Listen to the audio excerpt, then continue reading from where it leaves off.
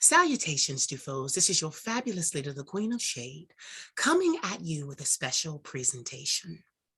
I'm moving full speed ahead, despite my own personal battle with sickness, COVID right now. It's been rough, but I am doing what makes me feel better. And I'm talking to people that enlighten me. I enlighten them. They inspire me. I inspire them. And the conversations are flowing, and it's helping me to heal and feel even more steady and grounded. Having said that, I have someone that you have to meet, even though you already know who she is. So let's just start with a little research. Shameia Crawford is an actress known for It's About You in 2021, DAC in 2022, and Rising Star in 2014. It don't stop there. She is also known, how I came to find her, as a consummate singing down singer. She has 4 albums. Well, I'll tell you what they say. This Life was 2019. Birthright, 2015. Here With You was an EP in 2019. And Soft Light was an EP in 2020. So we are in for a treat. Ladies and gentlemen, I would like to introduce you again to Miss Shameia Crawford. Hello. Hi, how are you? I am great. You said you were running. How's your day going? Good. I am a brand, what is it? I work with brands. So small businesses and stuff like that. And so I have a business helping other brands and, with their videos and photos for social media and things like that. So I have a client in town. Yes. And it's very excited, something I love to do, but yes, I am here in the flesh. Also with that, you do jingles. Yes, I do. Reason why I said that is this is how I found you. I was on social media, and the great thing about Instagram is that Explorer page, because once you get on that Explorer page, people that may not necessarily be in your network can click a video and say, oh, let me see who's this and who's that. And one of those days I clicked a video of you, and it's a viral video. Because you were standing there with a bunch of boxes from a little known company. Amazon. And I remember in my head, I'm addicted to Amazon. Like, I remember the jingle. And I'm going to put you on the spot. Can you sing the jingle? Yes. Do it so they know. Anybody else addicted to Amazon? Y'all gonna take all my money. I just got these boxes today. Now I'm back on the site looking for something. Y'all got everything. And I'm still waiting on my call back. I called them and they gonna call you. They gonna call you, goddess. They gonna call you. Let me tell you, they gonna call you. A whole lot of people need to call you. So that was what brought you into my life. And I've been obsessed. I've been watching and commenting. And, I think that's how you became aware of me, was because I was in your comment section. I'm like, yes. And that's the one thing that I do love about social media, because I've seen you on television and I've seen you do, other things. And years ago, we didn't have access to each other like that, like we do now.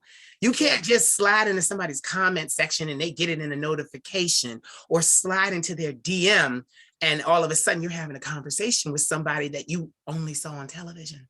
Right. You know, and it's a blessing and it's a curse at the same time, but it is an amazing thing. It is.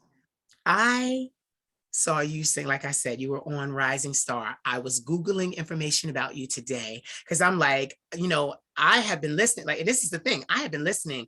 One of my favorite songs, Sanctuary. I have been, like, when I tell you this is my sanctuary, I'm like, oh, this is me. I love what I hear from you.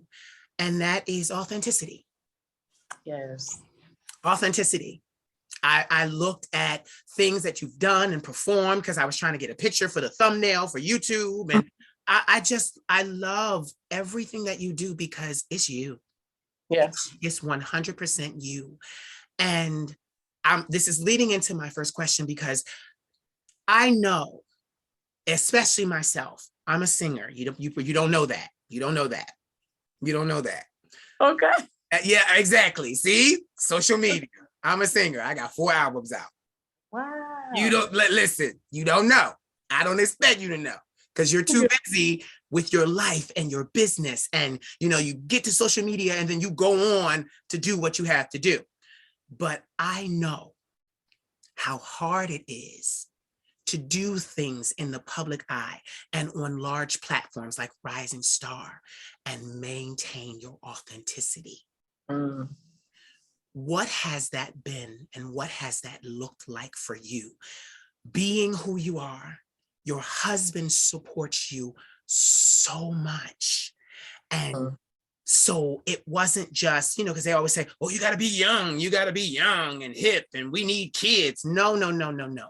Anybody that knows in this business, you get respect when your voice matures, when you have a certain, when you're able to master that sound and produce that sound anywhere you go. How has that been in your constant debuts? Because you show up and you're there and you're in this and you're in that. How hard has it been to maintain the integrity and the ownness and the accountability to yourself and to your husband? God, for one, my relationship with God. I grew up in church, but at the end of the day, it's about my relationship. And, you know, it's not my parents and it ain't nobody else's but my relationship. So I learned to be accountable for myself through pretty much just wanting to represent something that a person can identify with. And so many things change in life, you know, and it's like people blow with the wind. And, you know, I want to be a person that someone else can look to and say, I see myself in her, or I understand what you're saying. Mm-hmm. And I think that just having that upbringing, and then a lot of times you see so many flaky people. Mm-hmm. Mm-hmm. A lot of times you expect for those relationships, like for people to say, I've had a friend since I was in 5th grade. I used to envy that. Like, God, I wish I had a friend for that long, that period of time. Right. And so I had to become that friend to people. I had to become responsible for being what I wanted. You know, so why not be exactly what you want to see in other relationships in yourself? Be that for yourself and for others. And it's been easy, I guess, because I am grounded with my family. I have 2 daughters, and so I'm always striving to be an example. Striving to be an example for them. Yes. Striving to be an example for them as much as all the way possible. Yes. And I must tell you, I know that this is an at-home look for you. And I know that, you know, usually when you come out, it's heavily produced, but thank you for the at-home look. I'm so thankful that when you said I have 2 daughters, that she chimed in, because she heard her mommy talking about her. I'm so glad she did. I like those kind of moments. I like this, I will watch that back just for that moment, because it is what I'm out to illustrate to the public is that no matter what we do, we are people. Yes, we are. Just like everyone else. And everybody ain't out here doing anything and everything to fit in and to get ahead. Like, yeah, some of us are taking the high road. And in Yes. taking the high road, it's a long roundabout way, and it costs more. And I remember I was interviewing a fashion icon from Paris the other day. Her name is Diane Pernay. Yes, and I met her 17 years ago in Paris. I was a young fashion model then. And she would say, she was just like, the price of freedom is very high. She was like, the price of freedom. And she said, she went on to say, and you almost, no, most of us can't afford it. Yeah. She really, yeah. So I love like even this down home look, because you, like I saw, first of all, okay, Rising Star, I just have to talk about it. I've been listening to the damn performance all day long. My God. And you're standing there and you're so beautiful. You're so beautiful. I want to call you Miss Crawford. You know, everybody when they interview, when everybody interview, they want to call you by their first name to illustrate that they know you. Know, I want to call you Miss Crawford because you have impacted my life. I'm watching you and I respect you with the utmost respect. I call all the women that I encounter online goddesses, and you definitely fit that title. It's just, my God, I saw your husband standing there and your mom, and you're out there doing what you're doing, and you say, and I'm just like, and you see Ludacris is there with the other judges, and you just giving it to us. You just, I love that professionalism. And what people don't understand is that professionalism takes years and years and years and years of cultivation and practice. I'm obsessed with this song right now because I too am a business owner, and right now I'm dealing with this with a change in my business to where I had to tell all the people in my business, okay, I need y'all to move out of these front rows because my paying customers, they need these seats. Yeah, y'all been sitting in these seats and y'all occupying these seats, but my paying customers, yeah, they need these seats. So there's a song, and it's called It Costs That Much. And she's basically saying, yeah, it costs that much because it took me years to master. I am in love with that song. And I'm just like, oh, so I'm in that. And you know, what people don't understand about the industry, especially entertainment, is that when you come in, it is not some family situation. You are your own small business. Right. You are responsible for setting up what you need, whether it be management, legal, you are responsible. And then you take you as a small business, and then you go start trying to have interactions with other businesses. And if at the end of the day, if they go right, it's on you. If they go bad, if they go wrong, it's on you. And people don't understand that. Like, you know, people are like, oh, well, do you know such and such? And do you know such and such? And it's like, no, I don't know them. No. I remember as I was watching, I think it was Jai Michael White. You said, uh-oh, tell her get down, she ain't got no clothes on. so Jai Michael White, you said it was a picture, and she was like, you said he said he wanted to meet you before you became famous, you know. And I thought that was such an irony, and that he loved your voice and what you could do and your vocal styling. So I'm just, as I'm giving you your flowers, you said you grew up in church. When was the first moment you knew you could sing? It almost feels cliche. She's okay. She's okay. I want to go upstairs and a tricycle. Okay. Go ahead. I'm so sorry. No, don't you dare. Don't you dare apologize. Don't you dare. So it almost feels cliche, but I remembered I was about 8. And we lived in Virginia, Danville, Virginia. Okay. And there was a young pastor and of this big church with all of these older people. And of course, he always found the song with the big voices in them for me to lead because he knew what I was capable of. So I remember singing "The Battle Is Not Yours, It's the Lord's" by Yolanda Adams. Oh my God. Yeah, that's a big And one. yes. So I sang that song, and as soon as I finished, the church went crazy. And after service, that was almost like, it was almost like I had a performance and people came to see me. People were literally lining up to come and tell me, "Oh my God, where'd you get that big voice from? You sound beautiful." And I'm just like, "Oh my God." Like, and I feel like, I had been singing for so long anyway. My dad was grooming me, but that moment in particular, I remember like I did something that was really good. Like I did it like to the standard of a person with an ear and a more mature ear. Yeah. And so I knew at that moment, like, this is what I want to do. Oh, that is so amazing. And I love that. Excuse me, it's COVID, all the mucus. So I love that because I didn't get that in church. But I noticed that in certain people where when your voice is recognized, you get all the support. And it is it's a confidence builder. And it's so good. It's so good because, then they turn around and they're like, he's up preaching and he's like, okay, now we're gonna have a selection. And they look at you and he's like, right.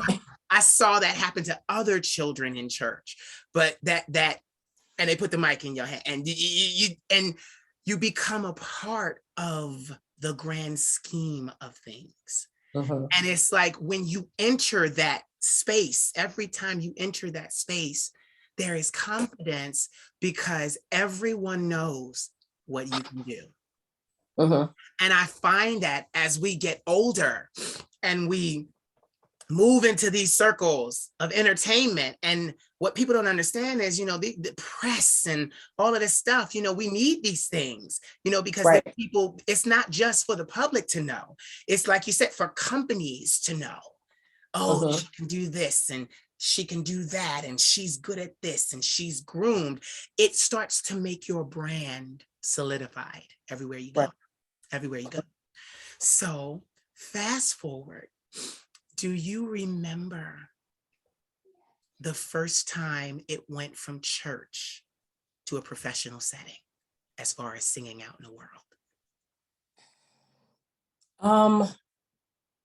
I did a lot of those competitions. All of the local competitions. I remember actually going into, it was something, and I didn't know that my name had gotten around. It was like maybe 30 minutes away from where I lived at the time. And I showed up to sing at a school and kids are like, "Are we gonna lose?" So I know this is not a professional setting, but that was like the first time that I went outside of my home and I was like, "How y'all know me? I just showed up." Like, I didn't feel like I was known that well, but apparently so. But professionally, I used to sing for we call them ensemble, or I don't even know what you call them now. Back in the day, when it's not a choir, it's like ensembles, like a jazz ensemble. Yeah, but it was actually a gospel group that I sang with. Okay. A guy named Greg Hoover, he was signed to a gospel label called Malaco Records, and we would travel and do some things like that. And so that was the first time. He was the first experience I had with singing in the studio. Yes. So he introduced me to that. And so we were around different people like that actually led me into singing with Patrick Love, who ended up singing with Twinkie Clark. Yes. So I was a part of her live recording when she came to Charlotte, like early 2000s. Wow. So I was a teenager getting into that stuff. And so that was my first professional experience with singing. Wow. Yeah. And I love it because to be going into it and to be getting into it and to be ushered into it so early, it was so funny because my pastor I come out of the Churches of God in Christ. So my pastor, her name is Evangelist Maria Gardner Langston. And she groomed the Clark sisters, and they sang, so they used to come to our church and sing all the time. I met Dorinda, Wow. I met Dorinda, I met Karen, I met Twinkie, you know, like, and not just them, her best friend, even to this day, she's back in California now. Her best friend is Shirley Caesar. Oh, I didn't know that. Yeah, I come from, yeah. So the Oh. church that I grew up in, though I was overlooked for being different, Oh, I see. you see, I didn't fit. Yeah, but I had a lot of musical influences. So we Vicky Winans, and she knew all of the singers because as preachers, they would call on the singers. So Right. they do this and that. Karen, come sing this. And she like, Karen, like, I don't know the words. She's like, I say the words to you. So, you know, she's standing there and she's saying the words and Karen singing them and saying the words. And so music is a big thing to me, which is why I asked you to speak, because I'm so enamored with your gift and you do it from a place of confidence. Mm-hmm. And like I said, I didn't have confidence in my voice when I was little. It wasn't until I was going to sign with a little known record company in New York City that my A&R at that time said, I'm going to send you for voice lessons. And I'm thinking, voice lessons? And I never had them. He's like, listen, we're not touching your voice. We like the sound of your voice. We're sending you to vocal lessons because we need you to be confident. We need this vocal coach to help you to stand on stage and emote and give you confidence. And she did that. And it's just what people don't understand, and I keep saying it, is that it is years and years and years and years of beating on your craft. And I mean, my God, I'm 39 now.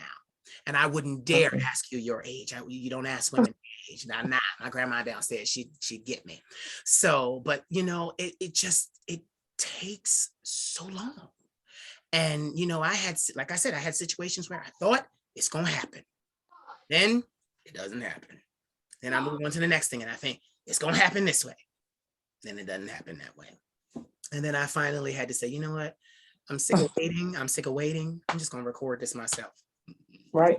And put it out to the masses. And that's what I did. And Europe, I'm actually preparing to move to France because I left my heart there. Yes, I left my heart there. I'm a fashion person, as you can see. Modeling was my thing. And even that was new to me because as a church boy who was different, I was feminine and my body type, and you know, and then I get to France and I'm this androgynous boy. I've got these long braids. I'm skinny as a twig, and they're like, "Oh, you got to do the women's shows. You got to do women's fashion." And I'm like, I don't think I can do this. So I leave, only for 17 years to go by, and now I'm in women's clothing. So and I think I could have gotten further, but. Right. But, you know, in hindsight, I'm actually kind of glad that it didn't happen that way because I have this insatiable, insane desire to control my own career. I do not trust anyone with me. So I waited. And even my grandmother, she helped me. She gave me the money, the seed money I needed to start my small LLC and get it going and build a name for myself and get on social media because that's one thing about it. I too, I auditioned for American Idol. I slept outside for 2 days in New York City. And it was the year that Fantasia won. And I wasn't ready. I remember I was so nervous, but in modeling. So I was already in the throes of modeling. I walk up to the big old center that they had us in, and the newscast is there. And I have twists, and they're blonde, and they're like two-tone and ombre. And, you know, I'm growing my hair, and I show up, and I'm this without makeup. But, you know, I'm tall, and I knew what to wear because I knew to present myself a certain way from modeling. Immediately, cameras are on me, sing something.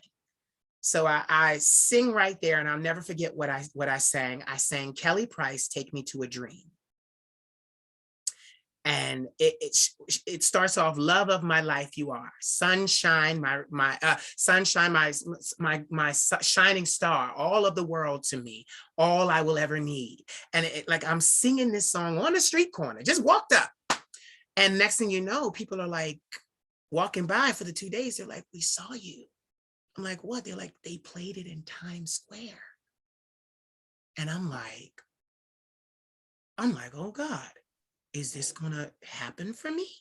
And they're like, please come back to us and let us know what happens. Child, I got in there to them preliminary judges. Cause you don't see Randy Paul. People don't understand this. You don't see all of you go to these shows and there's preliminary judge. You don't see Randy Paula and Simon. Right. Yeah. So I get in there and the judge says, you have a beautiful voice, but I'm letting you go. And I'm like, why? He said, because you didn't look at me while you were singing. And I'm like, because I was nervous. But who looks at one person when you're singing, when you are emoting and you got to give this man everything you got?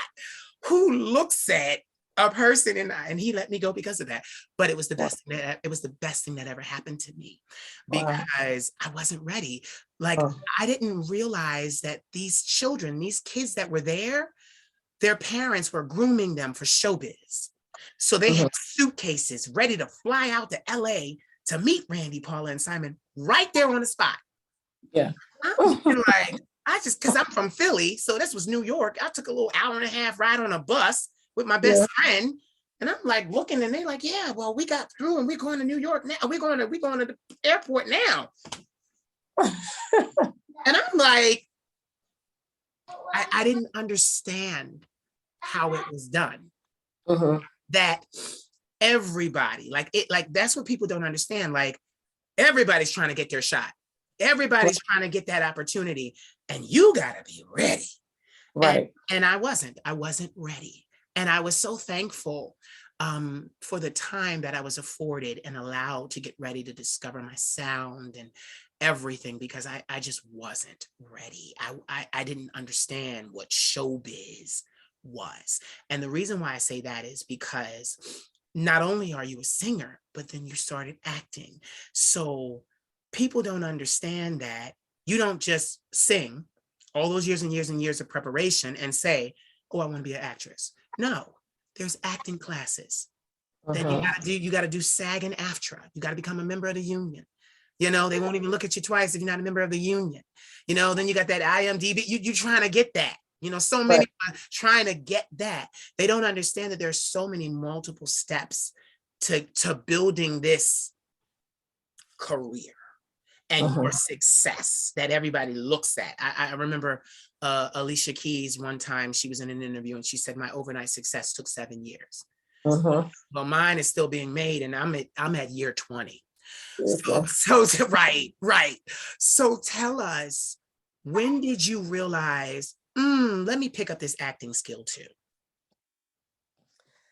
Ironically, I'm from North Carolina, so it's almost like a secondhand thing. It comes with the trade. You sing, so you act too. And so it's almost like we're naturally given that gift. So I actually write, and a lot of the things I've been a part of were mine. So I actually have done a lot of, I traveled with a gentleman named Garrett Davis. He's a playwright. He does a lot of stuff with AARP, and he does a lot of things that are, for the public as far as health and stuff like that. And so I traveled with him for a few years, and I did some stuff locally in Charlotte. I can't remember the guy's name. Emmanuel Seegers, that's his name. I did a few productions with him. Even the one I did with Garrett, I played alongside Bernadette Stantis, how you say her name.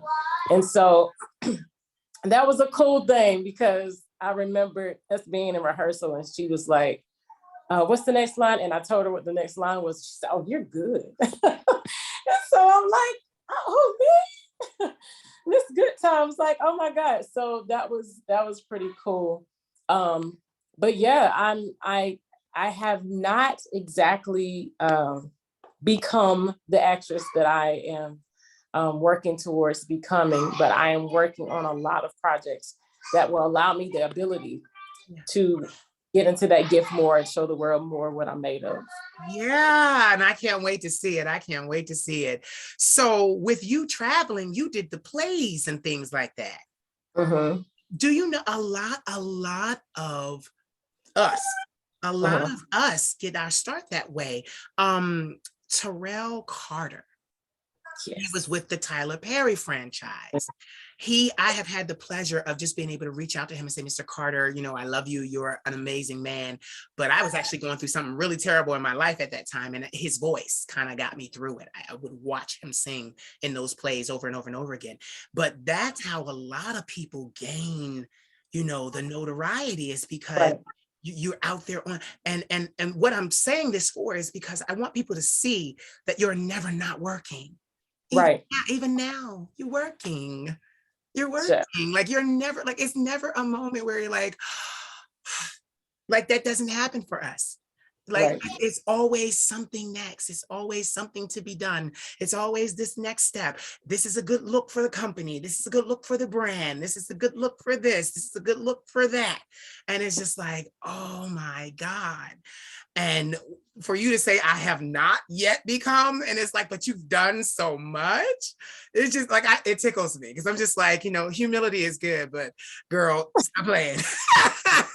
Humility is good, but honey, listen, I have seen your work and it's just like, you know, and most people, like people don't understand, most people will never get those opportunities. Yeah. Most people will never.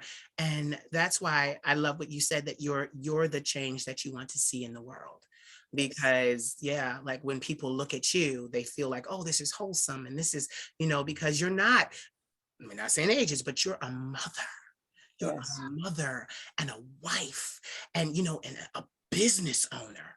You know, there's so much going on. There's so many hats that you have to wear. And I find that even myself, like I just have to wear, I edit, I do everything. Like it's just, you have to, you got to do everything. And then it's like, you know, people are like, you know, they don't realize that it actually, but in the end, in the divine's plan, it works out, because then you get to keep more money in your pocket, because you're like, well, I can do this and I can do that and I can do this and I can do that. And it's just an amazing. I mean, I like how your S is the same color you're wearing. Your S that came up on the screen. I love how it's the same color that you got on. So all right for branding. But no, but people don't understand that it takes such a long time. Even Fantasia had been traveling and singing places and with her family band, you know, and then Idol, you know, and then Idol wasn't the, you know, end all to be all. She had to keep stepping, like, it's like, you know, like I said, we're like helicopters. We kind of like, we hover around each other, and then we go out, this one goes up, and then you see this person, you're like, oh, I remember you. And, you know, it just, oh my God, it's just so much. So tell me, how is it? I mean, you're home, you're in Charlotte, you said, right? Oh, I've been in Atlanta for okay. 11 years. 11 years. So like, okay, so then I have to ask that question. Bump the question I was getting ready to ask. This one. So Atlanta, I know Atlanta is happy to have you. Do you do a lot? Really, I had to figure out what I wanted to do. You know, it's so many opportunities, and it's like you show up and it's like, you show up with your suitcase and you're like, all right, here I am.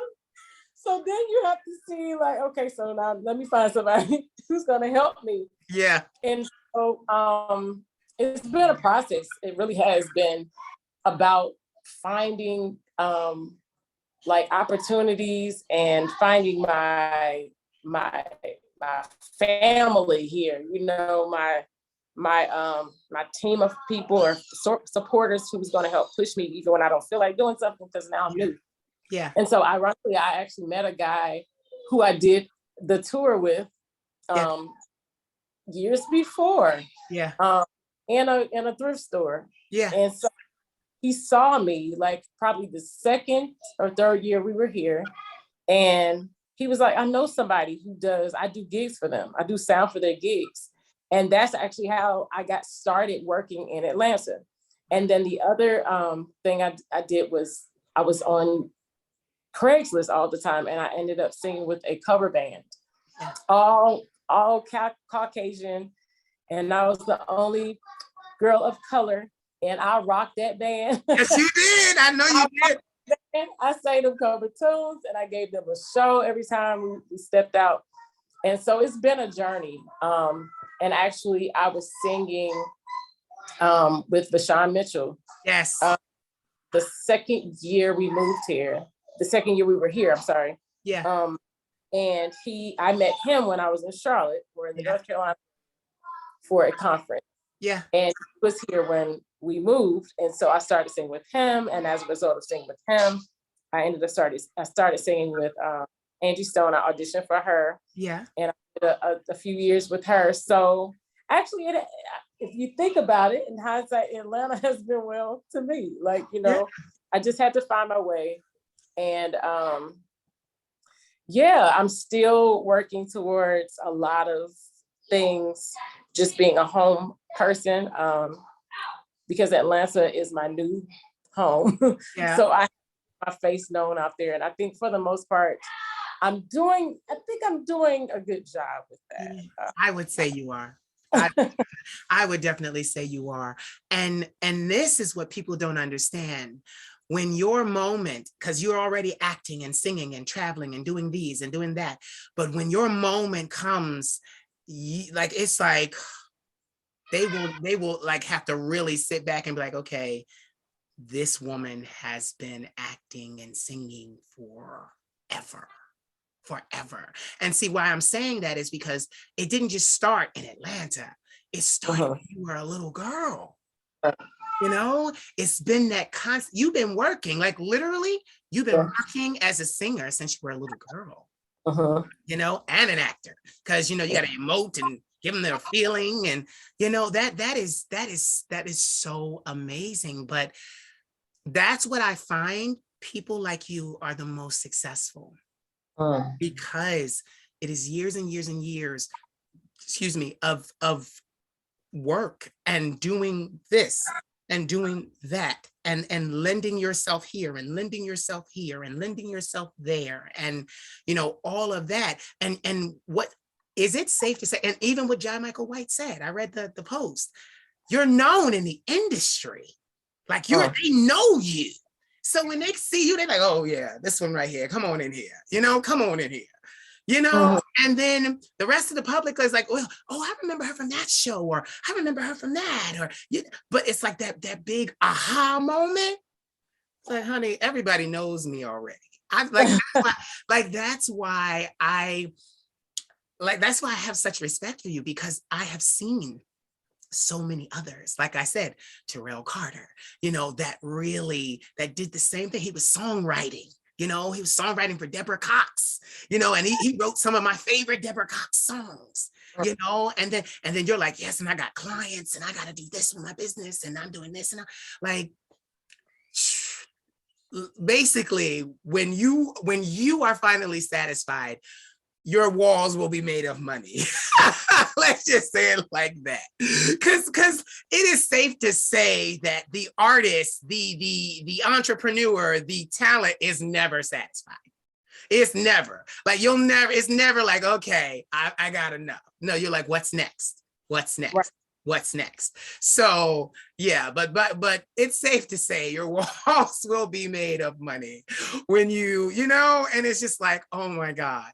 So I don't want to talk too much about your family, like your family life, but I did ask earlier, and you said it, you did mention it, but I want to reiterate it. How's your husband taking all of this?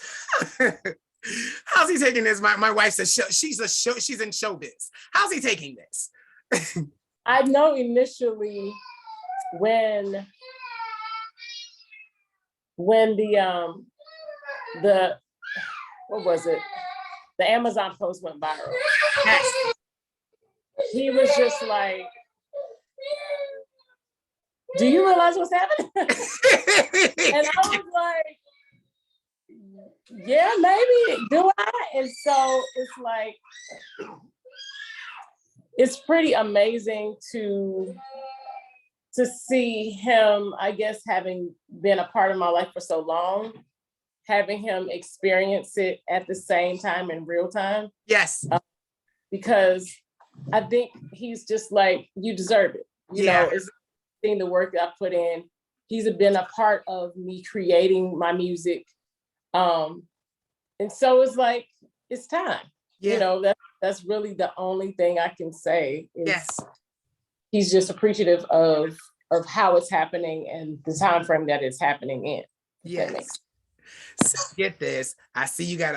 Listen, I can't keep you long because Jesus Christ, you got the babies. Is like, Mama, okay, it's enough. I need a snack. So, just real quick. So, tell us about how the processes of your EPs and your albums came about. Because you're moving, you're shaking, you're traveling, you're singing with this one, you're performing with this one. When did you have time to do the albums? You know, sorry, the first project that the Birthright project that I did. Right. I'm going to do so many changes up here. So I love it too, but I love it when you did that. I was like, oh, that looked even better. The Birthright project that I did, I remember laying on the couch writing. Right. And I'm pregnant with my first child. And I'm like, my first pregnancy, my body went through so many changes. Right. Oh my God, like I was growing up an entire person. So I felt everything stretching and everything's just, my body was out of whack. It was so crazy, but I had this desire to write. I had to write. And one of the songs that I penned for that project was about my daughter, about my pregnancy. And I start off with 9 months to go. When I tell you, like that line by itself is just like, I feel every emotion for this song because it's what I'm living right now.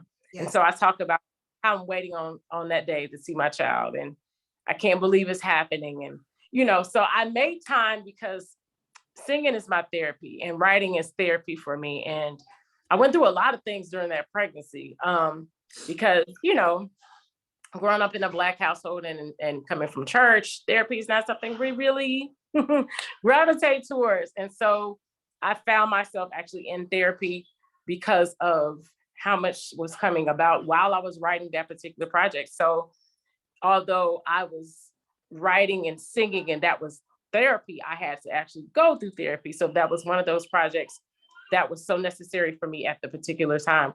Mm-hmm. And we both love to create. Me and my husband just music. We took a long time to get to that place of chemistry. We used to fight a lot. Crazy to say it out loud, but we really we were dating, we were creating, and I guess it was just two masterminds coming together, and we could never figure out why we couldn't really create something and not fuss. We were fussed all the time, like, oh no, but that's not musical. Oh, this is musical. And you should do that. Well, I want to do it this way. So we finally got to a place of chemistry, I think more so after we got married. And it's like every time we come together, we make magic. So we make the time, even when the children are upstairs tearing up the house. we're downstairs in the studio creating music because, you know, we realize not only is it necessary for us, it's necessary for them to experience it, to be a part of it. And ultimately, we believe that the music that we put into the world will still be able to generate, even a great amount of income and profit that will leave a legacy for us. Yes. You see, that is so amazing. I am not going to keep you any longer because these babies have been patient. You know, they keep walking by like, who is that? Who's she talking to? She's not paying attention to us. No, but I just want to say thank you for taking this opportunity to speak to me and to tell me about your story and where you have been and your journey, because I find that I do this because we see people on social media, and we see, in Instagram and in these videos, you only get a glimpse. You don't know all the work, all the hard work, and all the effort, and all the thought, and all the money that goes into creation. Right. And that these people have real lives, human lives. And you over there, you're responsible for your husband's life, your children's life, your life. Yeah, you need to be playing your song Sanctuary right about now. I'm about to. Right. But very quickly, give me 3 words that empower you. Love, Yes. grace. Love, grace, and acceptance. Yeah. Yeah. And acceptance is just something I've had to learn to embrace, just because there's so many people in the world and so many beautiful spirits. And I think so many times we are groomed to judge people first. Yes. Not acknowledge who they are, who their spirit is, and the purity of it and the beauty in it. Like, we're not in this world alone. Nope. And we need people. We need these spirits to keep us. Love keeps me going. Yes. And I forgot what I said, but it's okay. We got it. We got it. We got it. So tell everyone real quick where they can find you on social media. I'm going to put the links down, but just very quickly where they can find you, anything. Shameia, Shameia music on Instagram, and on TikTok is Shameia Crawford, and everywhere else is Shameia Crawford as well. All right. Thank you so much for taking this time. I'm going to end it now. So I'm going to say, ladies and gentlemen, you have heard the vocal stylings of Mrs. Shameia Crawford. Thank you so much. Have a wonderful day, and see to those babies. I will. All right.